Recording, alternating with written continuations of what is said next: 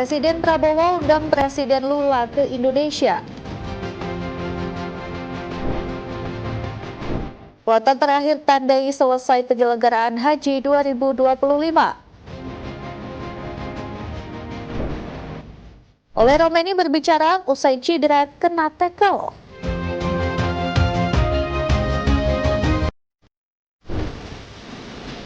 Halo, apa kabar pemirsa setia Berita Nasional TV? Senang sekali Berita Nasional Petang kembali hadir menyapa Anda.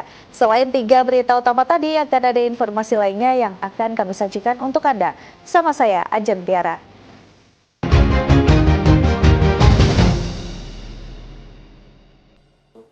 Informasi yang pertama, pemirsa, Presiden Prabowo Subianto mengakhiri kunjungan kenegaraannya di Brasil setelah mengikuti KTT BRICS dan pertemuan dengan Presiden Lula. Dalam pertemuannya, Prabowo mengundang langsung Presiden Lula untuk merayakan ulang tahun di Jakarta. 74. But they say Presiden Republik Indonesia Prabowo Subianto resmi mengakhiri rangkaian kunjungan kerjanya di Brasil pada Rabu 9 Juli 2025. Selama di Brasil, Prabowo mengikuti konferensi tingkat tinggi BRICS ke-17 di Rio de Janeiro, serta menggelar pertemuan bilateral dengan Presiden Brasil, Luiz Inácio Lula da Silva, di Istana Palácio do Planalto, Brasilia. Usai menyelesaikan seluruh agenda, Presiden Prabowo bertolak dari Pangkalan Udara Air Force Base Brasilia sekitar pukul 17 waktu setempat. Selanjutnya, Presiden Prabowo dijadwalkan melanjutkan lawatan kenegaraannya ke Belgia. Dalam pertemuan bilateral bersama Presiden Lula, Prabowo secara khusus mengundang pemimpin Brasil itu untuk berkunjung ke Indonesia dan merayakan ulang tahunnya di Jakarta.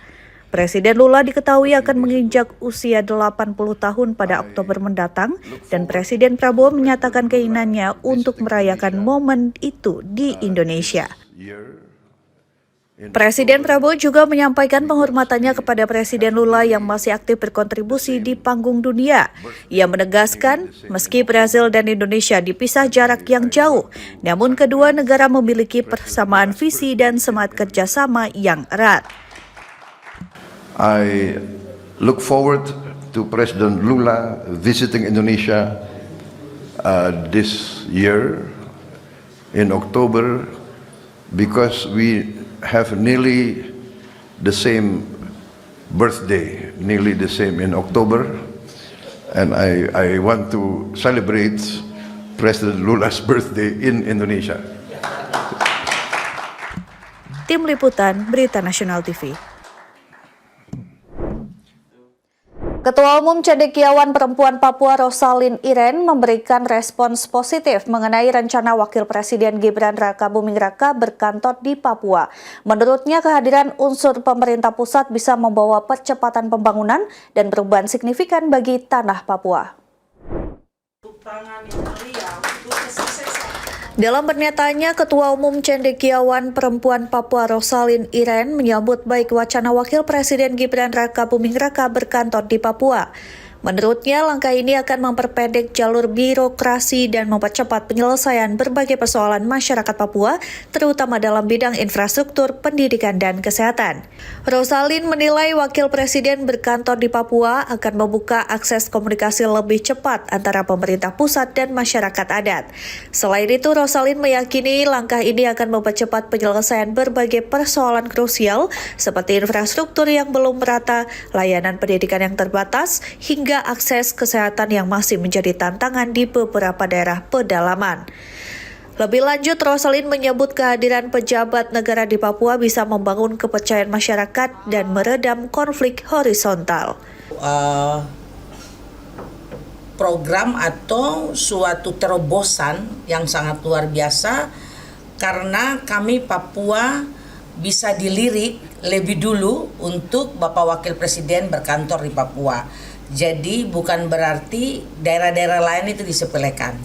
Tetapi kalau sampai dilirik duluan itu kan bersyukur kepada Tuhan. Sehingga saya mengharapkan semua masyarakat Papua khususnya dan masyarakat Indonesia yang ada di Papua harus menyambut baik program atau wacana yang diberikan oleh Bapak Presiden Republik Indonesia, karena selalu wacana atau program atau ide yang diberikan kepada Bapak Presiden Republik Indonesia itu pasti sudah dipikirkan dan itu akan berdampak yang baik.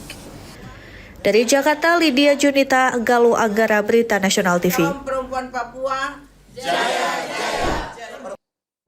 Informasi selanjutnya, pemirsa, Panitia Kerja Revisi Undang-Undang Kitab Undang-Undang Hukum Acara Pidana atau RUU KUHAP sudah menyelesaikan pembahasan seluruh daftar inventarisasi masalah atau DIM dari pemerintah.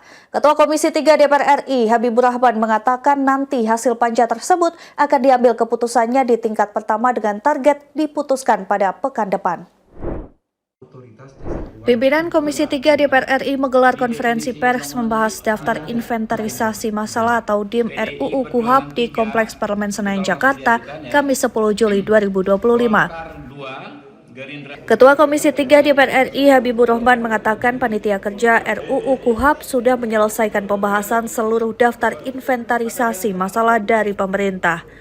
Habibur Rahman menyebut ada 1.676 DIM telah dibahas bersama pemerintah, yakni 1.091 DIM tetap, 295 DIM redaksional, 68 DIM diubah, dan 91 DIM dihapus, serta 131 substansi baru.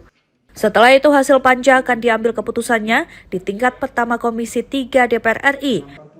Nantinya ditargetkan hasil tersebut segera diputuskan pada pekan depan. Restoratif justice ya di luar pengadilan, lalu penyelesaian dengan musyawarah di dalam pengadilan pun ada ya, seperti plea bargain ya. Konsep plea bargain artinya kalau tersangka kalau korban sudah merasakan keadilannya di restorasi, maka bisa mempengaruhi tuntutan yang lebih ringan. Tim Liputan Berita Nasional TV. Masalah hukum yang minor. Ya pemirsa, Kejaksaan Agung menetapkan 9 tersangka baru kasus korupsi minyak mentah Pertamina. Salah seorang dari 9 tersangka baru adalah Riza Khalid. Kejaksaan Agung atau Kejagung menetapkan 9 tersangka baru kasus tindak pidana korupsi tata kelola minyak mentah dan produk kilang PT Pertamina Persero Subholding dan kontrak kerjasama atau KKKS pada tahun 2018 hingga 2023. Salah seorang di antara tersangka baru adalah Muhammad Riza Khalid atau berinisial MRC, merupakan beneficial owner PT Orbit Terminal Merak. Penetapan tersangka usai Kejagung memeriksa 273 saksi. Usai menjalani pemeriksaan, Jampitsus Kejagung menahan para tersangka. Lebih jauh, Kejagung mengatakan ada 2 tersangka lain dari pihak swasta berinisial IP dan MH. Tersangka lainnya berinisial AE, AB, TN, serta HW merupakan pejabat PT Pertamina International Shipping. Perbuatan para tersangka diperkirakan menyebabkan kerugian keuangan dan perekonomian negara senilai 285 triliun rupiah. 273 saksi dan ada 16 ahli dari berbagai latar belakang. Maka dilakukanlah pengembangan penyidikan dan penyidik beberapa waktu telah melakukan ekspos terhadap perkara ini. Tentu penetapan terhadap 9 tersangka dan penahanan terhadap 8 tersangka. Selain kerugian keuangan negara, penyidik juga menghitung kerugian perekonomian negara. Siapa MRC? Nanti silakan. Saya rasa kawan-kawan sudah pada tahu. Jadi ini sesungguhnya pertanyaan yang nggak diperlukan ya. Saya yakin sudah tahu siapa MRC ya. Tadi sudah ditanyakan, itu totalnya 285 triliun. Dari Jakarta, Muhalko Pandi, Berita Nasional TV. Kuasa hukum Hasto Kristianto Magdir Ismail menegaskan kliennya telah menjelaskan secara terang bukti-bukti di persidangan termasuk terkait dugaan perintangan penyidikan. Menurutnya, seluruh dakwaan jaksa adalah rekayasa dan sudah dibantah melalui pledoi dibacakan Hasto Kristianto. Kuasa hukum Hasto Kristianto Magdir Ismail menyatakan Hasto tidak memiliki kepentingan dalam perkara suap-menyuap. Hasto disebut hanya menjalankan perintah partai untuk meminta KPU melaksanakan putusan Mahkamah Agung, termasuk meminta fatwa dari Mahkamah Agung. Magdir menyatakan perkara tersebut diduga dimanfaatkan oleh oknum yang berusaha mengambil keuntungan pribadi. Karenanya ia berharap majelis hakim bisa mempertimbangkan pembelaan setelah melihat fakta-fakta yang terungkap di persidangan maupun di luar persidangan. Jaksa Penuntut Umum atau JPU dijadwalkan akan membaca putusan pada minggu depan jika tidak ada replik ataupun duplik dari kedua belah pihak. Jelas tadi diterangkan bahwa dia tidak punya kepentingan dengan suap, dia juga tidak punya kepentingan untuk duduknya Harun Masiku di DPR. Yang dia kerjakan atau yang dia lakukan adalah melaksanakan perintah partai, yaitu meminta supaya KPU melaksanakan putusan Mahkamah Agung. Juga meminta KPU melaksanakan fatwa dari Mahkamah Agung. Tapi ternyata Dari Jakarta, Ajeng Tiara Galuh Agara, Berita Nasional TV. Ditukangi sedemikian. Kloter terakhir tandai selesai penyelenggaraannya Haji 2025. Informasi selengkapnya usai jeda, tetaplah bersama kami.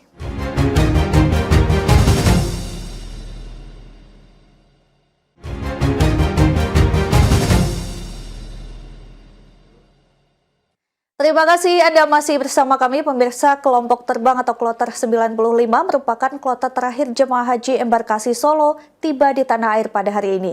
Kedatangannya menandai selesainya penyelenggaraan ibadah haji 2025. Kelompok terbang atau kloter 95 merupakan kloter terakhir jemaah haji Indonesia embarkasi Solo tiba di tanah air pada Jumat dini hari 11 Juli 2025. Kedatangan kloter 95 sekaligus menandai berakhirnya seluruh operasional penyelenggaraan ibadah haji 2025. Di kloter ini ada 243 jemaah dari berbagai daerah seperti Kebumen, Demak, Pati, dan Bantul mendarat di Bandara Adi Sumarmo. Masih pada hari yang sama, kloter 94 terdiri dari 353 jemaah asal Kebumen juga mendarat di bandara yang sama. Sebelum tiba di tanah air, para jemaah haji ini berangkat pada gelombang 2 dari daerah kerja Madinah dari kota Nabawi ke Indonesia. Proses kepulangan jemaah haji Indonesia berjalan lancar sejak 11 Juni 2025. Hingga hari ini tercatat ada 446 jemaah wafat, terdiri atas 434 jemaah haji reguler dan 12 jemaah haji khusus. Tadi sudah bincang-bincang juga dengan jamaah tentang kesan perjalanan haji mereka. Alhamdulillah secara umum mereka menyatakan puas atas layanan yang diberikan, baik yang terkait dengan akomodasi, layanan petugas, transportasi, konsumsi, dan lain sebagainya. Tim Liputan, Berita Nasional TV. Beralih ke kabar lain, pemirsa, 2 kelompok warga terlibat aksi tawuran di Jalan Petamburan Tanah Abang, Jakarta Pusat. Mereka saling serang menggunakan petasan, batu, hingga senjata tajam. Terjadi tawuran warga di Jalan Petamburan Tanah Abang, Jakarta Pusat. Tawuran melibatkan 2 kelompok warga. Mereka yang terlibat tawuran saling serang menggunakan petasan, batu, hingga senjata tajam. Seorang pedagang menerangkan penyebab tawuran karena seorang warga menembakkan petasan ke arah warga lain. Akibatnya, warga tersulut emosi. Tawuran antar warga pun pecah. Ada petasan langsung pada kesini, pada nyerang gitu. Udah gitu aja, saya langsung ngumpet aja gitu. Udah. Oh, pertama awalnya lempar petasan gitu? Ada petasan, suara petasan duar langsung nyerang dia. Aksi tawuran berhasil diredam usai polisi tiba di lokasi menembakkan gas air mata membubarkan warga. Untuk mengantisipasi terjadinya tawuran, polisi bersiaga di lokasi kejadian. Ya, memasuki hari ke-9, tim SAR gabungan menemukan 3 jenazah korban tenggelam KMP Tunu Pratama Jaya. Evakuasi berlangsung dramatis lantaran terbentur cuaca buruk. Korban tewas tenggelam KMP Tunu Pratama Jaya di Banyuwangi terus bertambah. Tim gabungan menemukan dan mengevakuasi 3 jenazah diduga korban musibah tersebut. Korban ke-43 tersebut ditemukan di perairan Pantai Perpat, Sembulungan, Banyuwangi. Proses evakuasi berlangsung dramatis lantaran menghadapi cuaca buruk di perairan Bali. Dengan berbagai masalah dihadapi, akhirnya jenazah bisa dievakuasi ke pantai satelit Muncar. Semua jenazah ditemukan dibawa ke RSUD Blambangan Banyuwangi untuk proses identifikasi tim DVI Sidokes Polresta Banyuwangi dan Bidokes Polda Jatim. Kini total ada 45 korban tenggelam KMP Tunu Pratama Jaya ditemukan dengan rincian 30 selamat dan 15 meninggal dunia. Tim Liputan Berita Nasional TV. Korban KMP. Pemirsa, rekaman kamera pengintai CCTV menampilkan detik-detik terakhir diplomat muda Kemenlu sebelum ditemukan tewas di Menteng, Jakarta Pusat terungkap. Ada dua laki-laki berusaha menjebol jendela kamar korban. Polisi terus melidiki dan mengembangkan kasus kematian diplomat muda di Kementerian Luar Negeri berinisial ADP. Jurnalis Berita Nasional TV mendapatkan rekaman kamera pengintai CCTV menampilkan detik-detik terakhir korban. Terlihat saat itu korban keluar dari kamar kos pada malam hari dengan membawa sebuah plastik berukuran sedang. Waktu menunjukkan hari Senin 7 Juli 2025, pukul 23:21 waktu Indonesia Barat. Tak beberapa lama korban kembali ke kamar kos.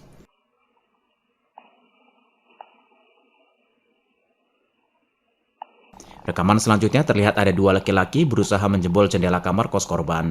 Salah seorang di antaranya mengenakan kemeja, merupakan penjaga kos. Ia ditemani seorang pria yang memakai jaket hijau.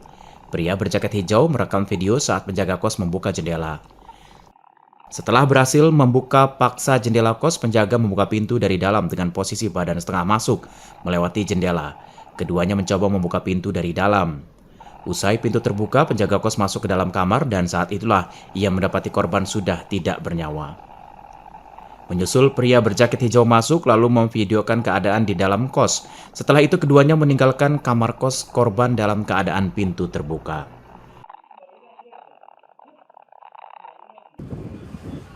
Sebelumnya korban ditemukan tewas oleh penjaga kos di kamar kos pada Selasa pagi 8 Juli 2025. Penjaga kos membuka paksa kamar korban usai mendapat permintaan dari istri korban untuk mengecek keadaan korban lantaran tidak bisa dihubungi. Kasus ini dalam penyelidikan polisi. Belum diketahui pasti penyebab kematian korban. Polisi menunggu hasil otopsi jenazah korban untuk mengungkap penyebab pasti kematiannya. Theo Fandi, Berita Nasional TV. Ya, seorang warga negara asing asal Cina membawa kabur mobil patroli polisi. Mobil tersebut ringsek usai menabrak tiang di kawasan Senen, Jakarta Pusat. Hasil pemeriksaan diketahui pelaku dalam keadaan mabuk. Saya juga sama dia nih, udah saya teriakin. Udah kan banyak saya kejar-kejar, Pak. Sebuah mobil polisi Direktorat Lalu Lintas Polres Metro Jakarta Pusat ringsek usai dibawa kabur oleh warga negara asing asal Tiongkok. Mobil menabrak tiang. Kejadiannya pada Kamis dini hari di Jalan Simpang, Pasar Senen, Jakarta Pusat. Menurut polisi, peristiwa tersebut bermula ketika petugas mendatangi lokasi kecelakaan antara mobil Calya berisikan 2 penumpang dan mobil Mercy berisikan seorang penumpang diduga sebagai penabrak. Saat tiba di lokasi, pengendara Mercy, warga negara asing asal Tiongkok berinisial LL, terbaring di pinggir trotoar. Ketika petugas akan mengevakuasi korban penumpang mobil Calya, pelaku kabur menggunakan mobil patroli polisi dengan kecepatan tinggi hingga akhirnya menabrak tiang. Atas nama LL, warga negara dari Cina, ya, kelahiran Fujian, Cina, yang diduga yang bersangkutan dalam kondisi mabuk berdasarkan hasil dari pemeriksaan tes urin untuk narkoba positif negatif, untuk kandungan alkoholnya yang masih ada. Polisi segera mengamankan pelaku dan diperiksa untuk mempertanggungjawabkan perbuatannya. Theo Fandi, Berita Nasional TV. Informasi berita lainnya akan kami sajikan usai jeda berikut ini. Tetap saksikan Berita Nasional Petang.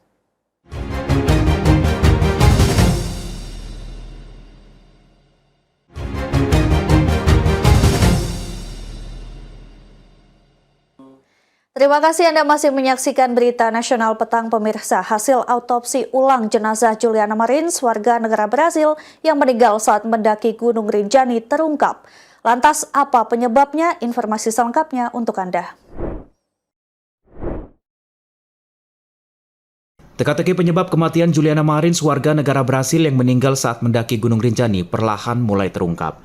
Institut Kedokteran Forensik Rio de Janeiro pada Kamis 10 Juli 2025 menyimpulkan hasil otopsi jenazah Juliana.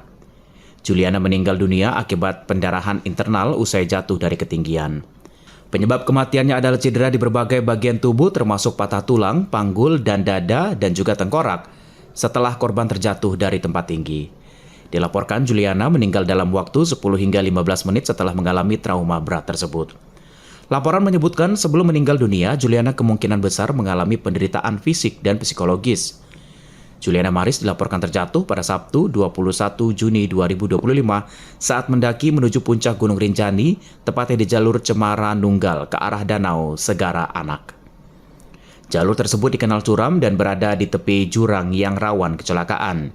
Evakuasi jasad Juliana baru berhasil dilakukan pada Rabu 25 Juni 2025 oleh tim pencari dan penyelamat yang harus berjibaku di medan ekstrim untuk mengevakuasi korban dari lokasi kejadian. Tim forensik di Bali melakukan otopsi pertama terhadap jenazah Juliana setelah dievakuasi dari Gunung Rinjani. Hasilnya, korban meninggal akibat luka dalam dan fraktur pada beberapa bagian tubuh tanpa ada indikasi hipotermia. Menurut temuan, Juliana hanya mampu bertahan hidup kurang dari 20 menit setelah mengalami cedera. Tim Liputan, Berita Nasional TV. Pemirsa, Ole Romeni angkat bicara usai kena tackle pemain Arema FC Paulinho Moselin saat laga semifinal Piala Presiden 2025. Apa kata Romeni lantaran menderita cedera? Di sisi lain, Paulinho kena amuk warganet. Striker Timnas Indonesia Ole Romeni buka suara mengenai tackle yang dialaminya oleh pemain Arema FC Paulinho Moselin saat laga semifinal Piala Presiden 2025. Melalui akun Instagram pribadinya @OleRomeni, Ole mengkritik keras keputusan wasit yang dinilai tidak tegas dalam menindak pelanggaran tersebut. Tidak kartu merah, lelucon besar, demikian tulis Ole Romeni dalam unggahan dengan menampilkan momen tackle dari Paulinho yang membuatnya harus ditandu keluar lapangan. Selain itu, Ole mengucapkan terima kasih atas dukungan dan pesan-pesan kepadanya. Ole memperlihatkan kondisi kedua kakinya. Postingan Ole menuai dukungan penggemar sepak bola Indonesia, dan insiden tersebut terjadi di Stadion Sijalak Harupat pada Kamis malam 10 Juli 2025 di menit ke-13 ketika Oxford United sedang unggul 2-0 atas Arema FC. Ole baru saja mencetak gol 4 menit sebelum ditackle Paulinho di sisi kiri pertahanan Arema. Penyerang berusia 22 tahun kesakitan. Tim medis Oxford United memberikan pertolongan pertama. Ole tidak melanjutkan pertandingan. Ia ditanduk keluar lapangan digantikan Louis Sibley pada menit ke-17. Wasit memberikan kartu kuning kepada Paulinho atas pelanggaran yang dilakukannya. Di sisi lain, aksi Paulinho menuai kecaman di stadion dan memicu amarah netizen Indonesia di media sosial. Akun Instagram pemain asal Brasil itu @paulinho_mokelin94 dibanjiri komentar pedas para penggemar sepak bola tanah air. Cedera Ole Romeni menjadi pukulan besar bagi timnas Indonesia yang sedang persiapan menghadapi laga-laga penting di ronde keempat kualifikasi Piala Dunia 2026 zona Asia pada Oktober mendatang. Ole salah satu pencetak gol terdepan di skuad Garuda. Kehadirannya sangat krusial untuk ambisi Indonesia lolos ke putaran final Piala Dunia. Tim Liputan, Berita Nasional TV.